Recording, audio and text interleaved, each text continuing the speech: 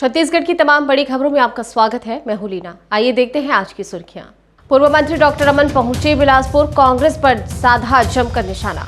80 दिन बाद आज से खुलेंगे धर्मस्थल, आज से गूंजेंगे घंटी, घड़ियाल और अजान। भाजपा के राष्ट्रीय महामंत्री दुष्यंत ने ली बैठक, पार्टी की रणनीति पर कार्यकर्ताओं से की चर्चा। और प्रभारी बनने के बाद बिलासपुर पहुंचे राजस्व मंत्री, कांग्रेस समर्थकों ने किया आतिशबाजी से स्वागत। अब देखते हैं खबर विस्तार से। छत्तीसगढ़ की न्यायधानी बिलासपुर के लिए शुक्रवार का दिन किसी राजनीतिक अखाड़े से कम नहीं रहा। एक और पहली बार बिलासपुर का प्रभार पाने के बाद राजस्व मंत्री जय सिंह अग्रवाल बिलासपुर पहुंचे, तो वहीं दूसरी ओर छत्तीसगढ़ में 15 साल सत्ता में मुख्यमंत्री रहे भाजपा के राष्ट्रीय उपाध्यक्ष डॉक्टर रमन सिंह ने भी बिलासपुर पहुंचकर कांग्रेस पार्टी पर जमकर निशाना साधा। बिलासपुर में पार्टी के नेताओं के साथ हुई बैठक के बाद पूर्व मुख्यमंत्री डॉक्टर रमन सिंह ने मीडिया से चर्चा की। उन्होंने कहा कि कांग्रेस की सरकार ने 2.5 सालों में केवल माफियाओं को बढ़ाने का काम किया है, वहीं जनता को लूटकर छत्तीसगढ़ राज्य को ठगने में भूपेश बघेल की सरकार का हाथ है। संगठन को गतिशील बनाने के लिए देशव्यापी कार्यक्रम के साथ छत्तीसगढ़ की जनता के भाव की अभिव्यक्ति को भाजपा सामने ला रही है। आधा कार्यकाल समाप्त हो गया है, उल्टी गिनती शुरू हो गई है। पूर्व मुख्यमंत्री रमन सिंह ने कहा कि 2.5 साल में छत्तीसगढ़ की जनता खुद को ठगा महसूस कर रही है। आज पूरे देश में आपातकाल को याद किया जा रहा है। कांग्रेस ने ही देश पर 25 जून को आपातकाल थोपा था।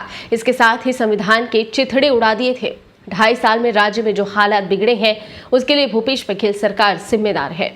बिलासपुर को भूमाफिया के कब्जे में डाल दिया गया है। बिलासपुर के विकास और स्मार्ट सिटी के लिए केंद्र सरकार ने 1000 करोड़ जारी किया था, लेकिन आज तक 100 करोड़ का काम भी नहीं हो पाया है।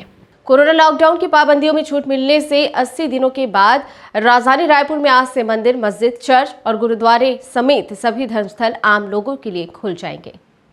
धार्मिक स्थलों में एक बार में 5 से ज्यादा लोगों को जाने की अनुमति नहीं होगी। इसमें रोजाना की प्रार्थना कोरोना गाइडलाइन के पालन के साथ पहले की तरह होगी।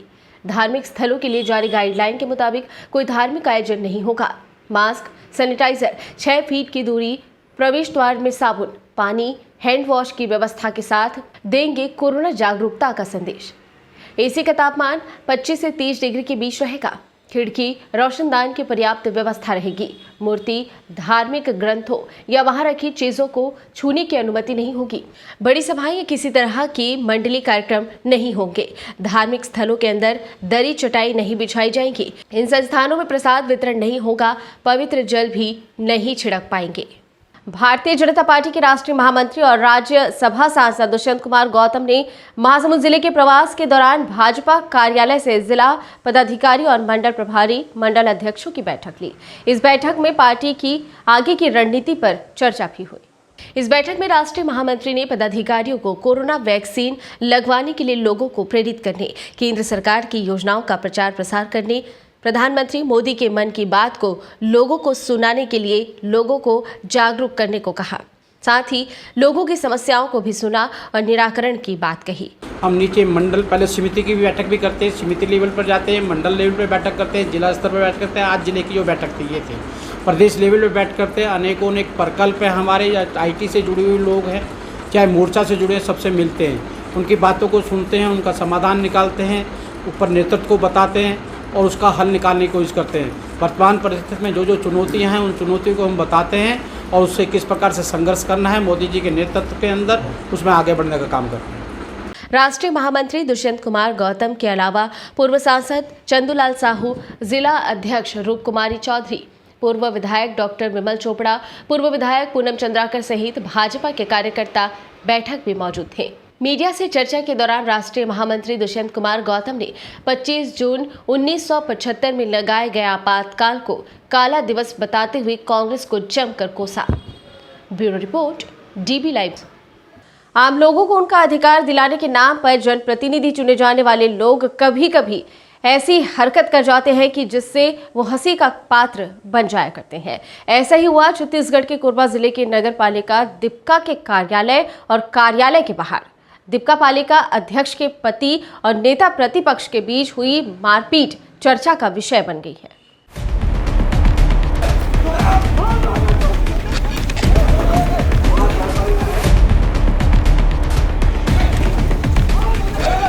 दीपका नगर पालिका के अलग अलग कार्यों के लिए 1.25 करोड़ रुपए के टेंडर की प्रक्रिया चल रही है। इसके लिए शुक्रवार को फॉर्म लेने की अंतिम तारीख थी। यहां नगर पालिका के गेट पर ही कांग्रेस की पालिका अध्यक्ष संतोषी दीवान के पति जगदीश सिंह और भाजपा के नेता प्रतिपक्ष अनूप यादव के बीच मारपीट हो गई। जगदीश सिंह ने अनूप यादव को तमाचा जड़ दिया। इसके चलते उनके कान से खून बहने लगा। दोनों ने एक दूसरे को थप्पड़ मारे तो समर्थक भी आपस में भिड़ गए। इसके बाद कुर्सियां, लात, घूंसे सब चले।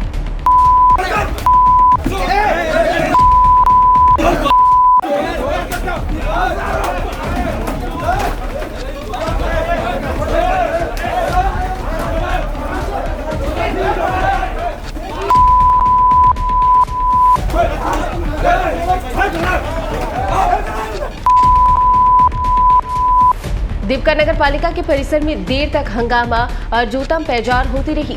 दोनों पक्ष कार्यालय से बाहर खड़े रहकर एक दूसरे के लिए फागुनी गालियों का इस्तेमाल करते रहे। अचानक दोनों पक्षों में फिर मारपीट शुरू हो गई। इस मारपीट की खबर आम होते ही नगर पालिका दीपका कार्यालय के समक्ष बड़ी संख्या में लोग एकत्रित हो गए और फिर दोनों पक्ष दीपका थाना जा पहुंचे। यहां भी हंगामा जारी रहा।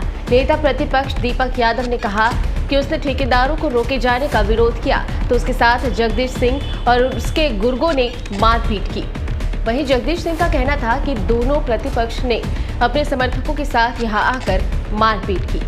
और बहुत से ठेकेदार मेरे को फ़ोन करके बताए, कुछ मेरे ऑफिस में आए कि भैया आज दीपका नगर पालिका में टेंडर है और टेंडर काट नहीं रहे हैं। तो मैं उन ठेकेदारों को लेकर नगर पालिका पहुंचा। नगर पालिका जैसे ही पहुंचा तो दरवाजे में जगदीश सिंह जी और उनके गुर्गे दरवाजे में बैठे हुए थे। करीब 10-15 लोग थे। जैसे ही मैंने नगर पालिका में एंटर किया तो वो हाथ मार के मेरे को रोक लिए। बोले कहाँ जा रहे हो? तो मैं उनसे पूछा कि भैया आज टेंडर है और बच्चों का जो ठेकेदार हैं उन लोगों का टेंडर नहीं कट रहा है। तो उतने में वो सीधा खड़े हुए और खड़े होने के बाद मारना चालू कर दिया और उनके गुर्गे भी आ गए और डंडा लाठी से मारपीट करना चालू कर दी। नगर पालिका में आज टेंडर का डेट था। हम लोग बैठे हुए थे। अनूप यादव 10-20 लड़के ले जाके जबरदस्ती टेंडर हमें चाहिए ऑफिस में धक्का मुक्की किया। उसी में हुआ। वो थाने आ गए, मारपीट वहाँ की। उसके बाद थाने आ गए तो हम लोग भी थाने आए। नेता प्रतिपक्ष दीपक यादव भाजपा के कोरबा जिला महामंत्री भी हैं। घटना के बाद उन्होंने पार्टी के जिला अध्यक्ष डॉक्टर राजीव सिंह और विकास महतो के साथ एसपी कार्यालय पहुंचकर वहां मौजूद एएसपी कीर्तन राठौर को ज्ञापन सौंपा और कार्रवाई की मांग की। बिलासपुर जिले का प्रभारी बनने के बाद पहली बार दौरे पर पहुंचे राजस्व मंत्री जय सिंह अग्रवाल का कांग्रेस भवन में कांग्रेसियों ने जमकर स्वागत किया। प्रभारी मंत्री के स्वागत को उत्साहित कांग्रेसियों में से जिले से लेकर प्रदेश स्तर तक के नेता मौजूद रहे। प्रभारी मंत्री बनने के बाद पहली बार बिलासपुर पहुंचने पर जय सिंह अग्रवाल का शहर में आतिशबाजी के साथ स्वागत हुआ। प्रभारी मंत्री का जिस तरह शहर में स्वागत हुआ उसकी चर्चा जिले से लेकर राजधानी तक रही।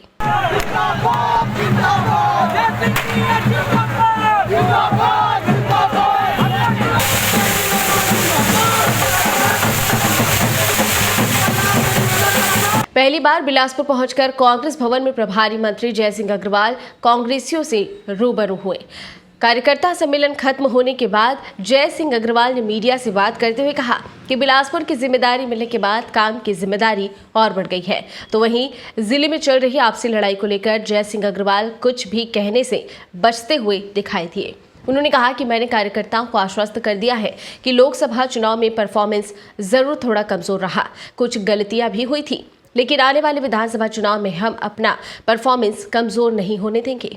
पूरे बिलासपुर जिला वासियों ने बहुत ही आत्मीयता के साथ स्वागत किया है। काफ़ी संख्या में हमारे कांग्रेस के सभी पदाधिकारी साथी, चाहे संगठन के हों, चाहे सत्ता के हों, विधायक हों, महापौर हों, पूर्व विधायक हों, पूर्व सांसद, सभी एक साथ जुटे। सब लोगों ने स्वागत सत्कार किया और बिलासपुर जिले की जो जवाबदारी प्रभारी मंत्री के रूप में माननीय मुख्यमंत्री जी ने मुझे सौंपी है, उसमें पूरा खरा उतरने का प्रयास करूंगा। जय सिंह अग्रवाल ने कहा कि बिलासपुर मेरे लिए नया जिला नहीं है, लेकिन 10 से 15 दिन तो समझने में जरूर लगेगा। कांग्रेस कार्यकर्ताओं के मकान दुकान खाली कराने, पुलिस से झगड़े के सवाल पर मंत्री ने कहा कि इसी बिलासपुर में कांग्रेस के लोगों पर डंडे बरसाए गए। कांग्रेस की सरकार है तो कांग्रेस के लोगों को कुर्सियों में रहना ही चाहिए, लेकिन किसी सिपाही का कॉलर पकड़ना और जबरदस्ती दुकान खाली कराना गलत है। लेकिन ऐसे मामले की जांच में ही सच सामने आ सकता है। हम विपक्ष को इस लायक नहीं रखेंगे कि वो किसी प्रकार से कुछ कर सके।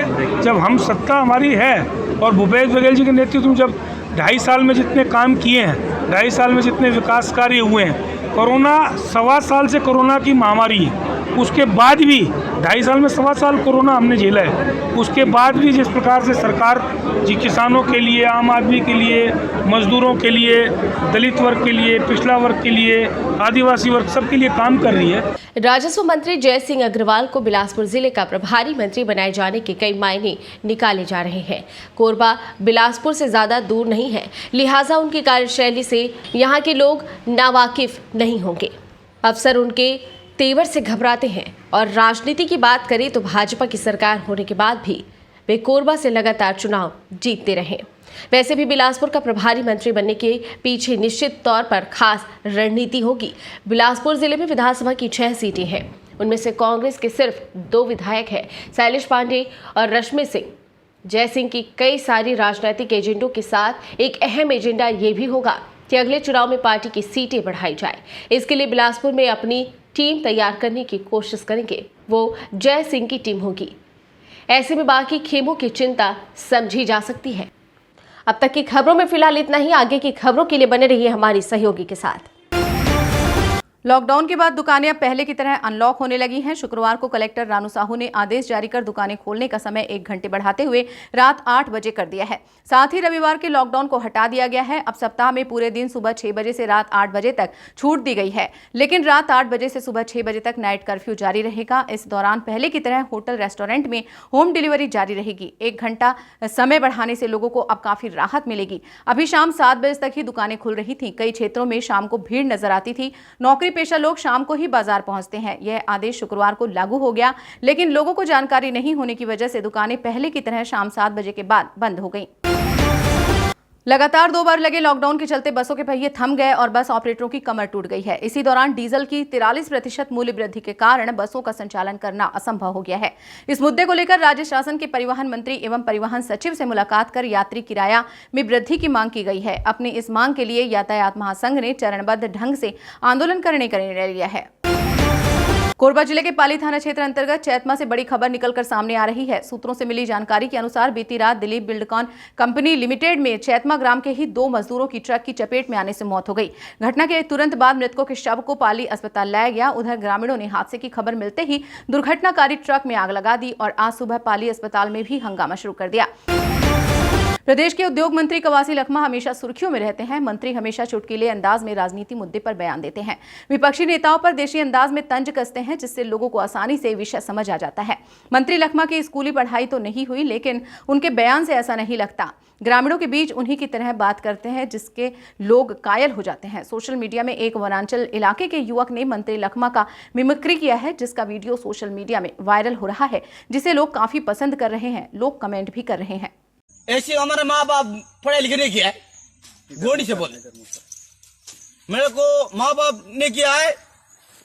सबसे ज्यादा मैं अनपढ़ हूँ था, अभी मेरे को बुद्धि दिया है, माँ बाप भी नहीं दिया मेरे को, मेरे दिमाग से बुद्धि दिया। राहुल गांधी नहीं बोलता, बस्तर का मुख्यमंत्री नहीं बोलेगा, खारपड़ी नहीं बोलेगा। जरूर मैं करूंगा, आपके लिए रोड बनाऊ दूंगा, कोटा से जाऊंगा, फिर खराब होगा मेरे को रोड। यूं तो आए दिन मंत्री के बयानबाजी, सवाल जवाब चर्चा का विषय होते हैं, खासतौर पर तब जब किसी मंत्री से कोई सवाल किया गया हो और उनका जवाब कुछ अटपटा हो। ऐसा ही एक मामला फिर उजागर हुआ है, जब मंत्री अमरजीत भगत से सवाल पूछा गया तो उनका क्या जवाब था, आप खुद ही सुनिए। आप संस्कृति मंत्री हैं और शराब पर लगाम नहीं लग रहे, संस्कृति से भ्रष्ट हो रही है, इस पर क्या कहना है? मेरे को बड़े पैमाने में, मतलब छत्तीसगढ़ में क्या ढोंगड़ सभी जगह वैसी है। मेरे को सुनाइए नहीं दिया आप, मेरे को सुनाइए नहीं दिया आप, मेरे को सुनाइए नहीं दिया आप, मेरे को सुनाइए नहीं दिया आप। फिलहाल इस बुलेटिन में इतना ही। बने रहिए डीवी लाइव पर। नमस्कार।